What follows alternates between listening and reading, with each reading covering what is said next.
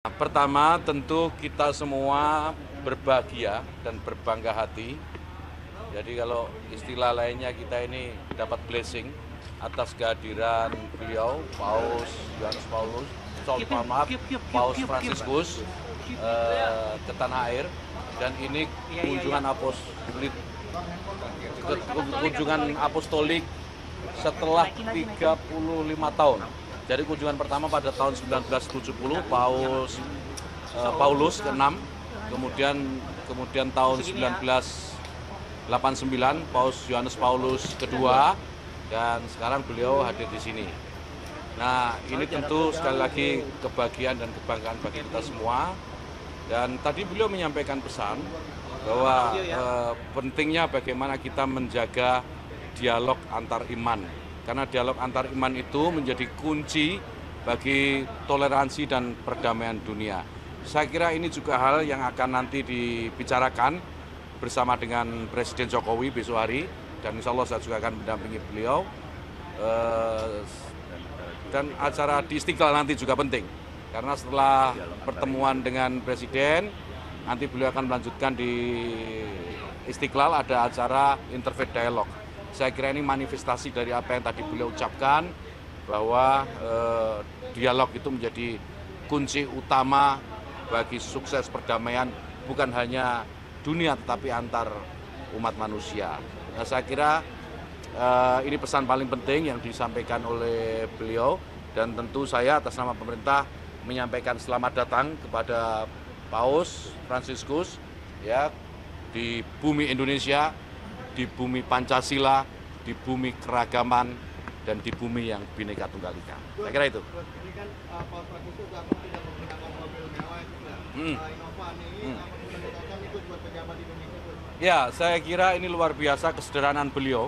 Beliau contohkan bagaimana menjadi, karena beliau ini kan bukan hanya pemimpin agama, tetapi juga pemimpin negara, gitu kan. Beliau ini pimpinan tahta suci Vatikan, dan dengan kesederhanaannya beliau tunjukkan itu. Beliau tunjukkan bagaimana beliau memilih kendaraan pun dengan cara yang sangat sederhana gitu. Dan ini patut untuk dicontoh. Saya kira itu.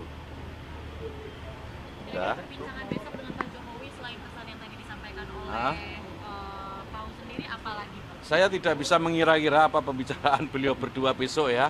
Tapi saya yakin, karena tadi saya sampaikan beliau ini juga pemimpin negara selain pemimpin umat. Pasti beliau juga mengupdate segala isu-isu yang terkait dengan perkembangan global. Dan itu pasti juga akan dibicarakan oleh beliau berdua. Nah, mungkin kerjasama, dan yang paling penting menurut saya ya dari semua proses ini adalah mempererat hubungan antara Indonesia dan Vatikan. Besok saya update lagi setelah pertemuan beliau berdua kalau ada kesempatan. Ada rencana Paus ketemu Presiden Indonesia terpilih nggak? Direncanakan begitu. Nanti akan ada pertemuan dengan Presiden elected, Presiden terpilih dalam satu pertemuan. Nanti ditanya ya teknisnya ke protokol negara ya. Dan itu memang ada, saya lihat randornya tapi saya tidak hafal, tapi memang ada pertemuan dengan Presiden terpilih. Di hari apa? Di hari keberapa? Saya nggak hafal. Nanti ditanya ke protokol negara ya. Protokol istana. Hal-hal apa yang kemudian ingin disampaikan kepada Presiden sebagai Ya. pemimpin umat dan juga sebagai kepala negara? Ya, kita ingin tunjukkan bagaimana Indonesia ini berbeda-beda, banyak sekali agama, banyak sekali keragaman ya, latar belakang, tapi kita bisa tetap satu, diversity in unity lah gitu, kira-kira gitu.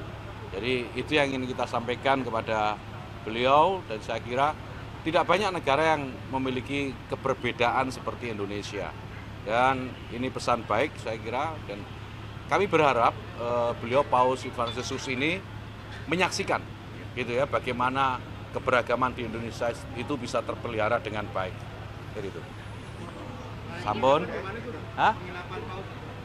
Itu protokol mereka yang ngatur, saya tidak mengatur protokol. Berarti habis ini langsung ke Gedung Vatikan, habis itu nggak ada agenda lagi sampai besok? Istirahat dulu memang. Istirahat dulu. Mungkin ada yang mau disampaikan ke masyarakat Indonesia, Kan sudah. mungkin mayoritas agama Muslim Oh. yang ada kegiatan Jadi selama 3 begini hari. ya, kita ini ditakdirkan untuk hidup beragam. Takdir kemanusiaan kita itu takdir keberbedaan. tidak ada yang sama nih, kawan-kawan media semua ini juga nggak sama nih, kiri kanan semua nih, kiri kanan depan belakang beda semua. Ini artinya menunjukkan bahwa kita ini memang ditakdirkan berbeda-beda. Tetapi dari pesan keberbedaan itu, yang penting bagaimana kita bisa menjamin bahwa kita semua saling bersatu, saling memahami, saling pengertian, memahami kekurangan dan kelebihan masing-masing, dan tetap menjaga persatuan dan kesatuan. Jadi kalau sekarang Paus Fransiskus hadir, kita harus maknai ini sebagai sebuah keberbedaan yang juga harus dihargai oleh seluruh umat manusia. Ingat, kalau Tuhan ingin kita semua sama, mudah bagi Tuhan. Jadi jangan meremehkan Tuhan. Kalau Tuhan menginginkan kita berbeda, yaitu keinginan Tuhan. Kita jangan melawan keinginan Tuhan. Oke? Thank you. Makasih. Pertama, tentu kita semua berbahagia dan berbangga hati.